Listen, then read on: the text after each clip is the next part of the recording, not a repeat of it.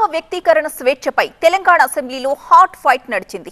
తెలంగాణను పోలీస్ రాజ్యంగా మార్చొద్దని, ప్రజలకు భావ వ్యక్తీకరణ స్వేచ్ఛ ఉండాలి అన్న కేటీఆర్ కమెంట్స్ కి కౌంటర్ ఇచ్చారు మంత్రి పొన్నం. వీళ్ళిద్దరి మధ్య జరిగిన డైలాగ్ వార్ ఇప్పుడు చూద్దాం.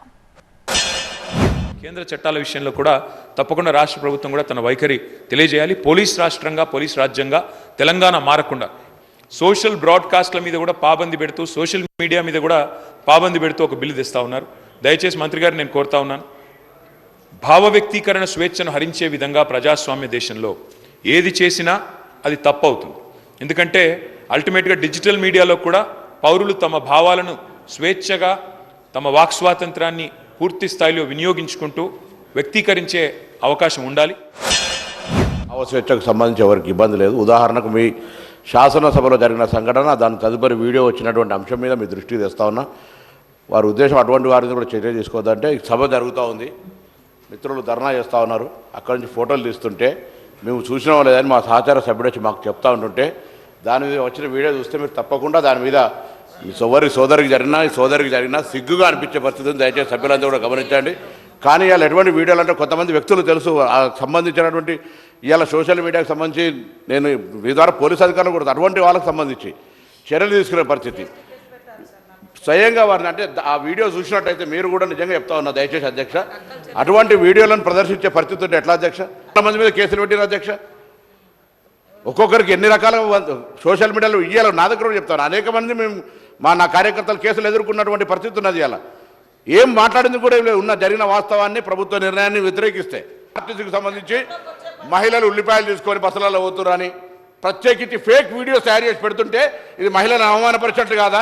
ఇలా వాళ్ళకి సంబంధించి అకారణంగానే అవమానపడ ఏం జరిగింది? వారన్నారు చాలా భావస్వేచ్ఛ ఉండాలి, భావస్వేచ్ఛకు సంబంధించి ఎదుటి వ్యక్తిని పూర్తిగా కించపరిచే విధంగా ఉంటే ఎట్లా, అవమానపరిచే విధంగా ఉంటే ఎట్లా అనే అంశాన్ని తమ దృష్టికి తీసుకొస్తా ఉన్నా. దయచేసి మొన్న కూడా కొడినా మళ్ళీ కూడా కొడతాను. అటువంటి వారి మీద సభలో జరిగినటువంటి అంశాల మీద కూడా బయటికి వీడియోలు పెట్టిన తర్వాత అటువంటి వారి మీద తగిన చర్య తీసుకోవాలి. సభా ప్రొసీడింగ్స్ను కించపరిచి అవమానపరిచే విధంగా మహిళలను వాళ్ళ మీద చర్యలు తీసుకోవాలని మీ ద్వారా కోరుతా ఉన్నా అధ్యక్ష. పార్టీ తరఫున ప్రభుత్వం తీసుకొచ్చిన బిల్లును సమర్థిస్తున్నాము, స్వాగతిస్తున్నాము అని చెప్పాను.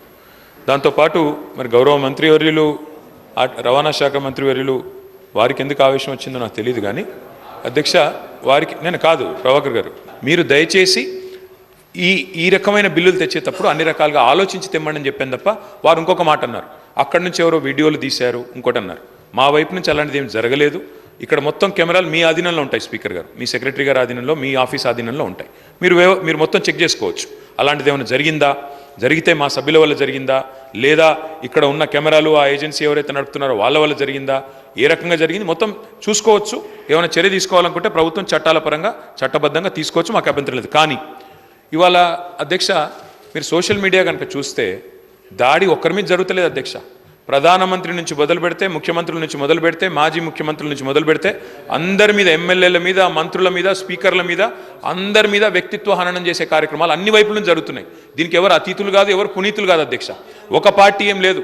నెహ్రూ గారి టైం నుంచి మొదలు పెడితే ఈ రోజున్న నాయకుల దాకా అందరి వ్యక్తిత్వ హననాలు జరుగుతున్నాయి, క్యారెక్టర్ అసాసినేషన్ జరుగుతుంది. దీనికి అందరం బాధితులమే, ఇందులో ఎవరం కూడా పునీతులం కాదు, ఎవరం అతీతులం కాదు. కాబట్టి దయచేసి నేను కోరేది, ఇది అన్ని పార్టీలో రావాలా.